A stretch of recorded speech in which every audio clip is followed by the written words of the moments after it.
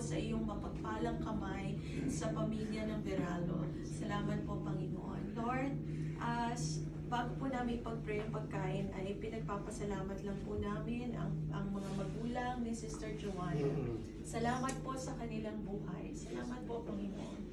Lord, salamat po sa malusog na pangangatawan. Patuloy niyo pong bigyan ng malakas na pangangatawan, malusog na kalusugan ang father at mother ni Sister Joanna. Salamat po sa kanilang Panginoon. Salamat po.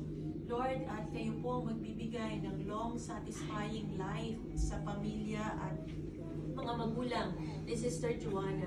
At sa pamilya din po ni Brother Saldi, Lord, kayo po ang magbibigay ng kanilang mga pangangailangan.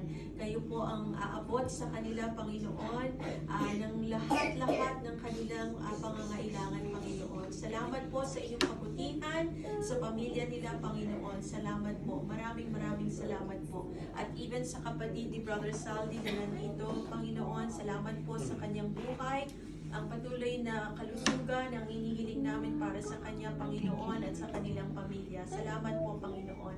Lord, salamat po sa pagpapala na ine-extend ng pamilya Beralo sa aming kong lahat ngayon na dumadalo, nakikiisa sa celebration ng first birthday ni Greg. Kami po ay masayang-masaya dahil ito ay isang taon ng pagpapala, bagong taon ng katapatan mo sa kanyang buhay. Salamat po, Panginoon. Kayo po ang magpapala, magbe-bless ng pagkain na nasa aming harapan. Kayo po ang maglilinis ng pagkain nito, maging kalusugan, magbigay kalusugan sa aming pangangatawan. Salamat po. And we pray for fellowship, good fellowship, happiness in the atmosphere of this home, O Lord. Thank you, Lord. We bless your holy name, and to you be the glory and the praise. In Jesus' name.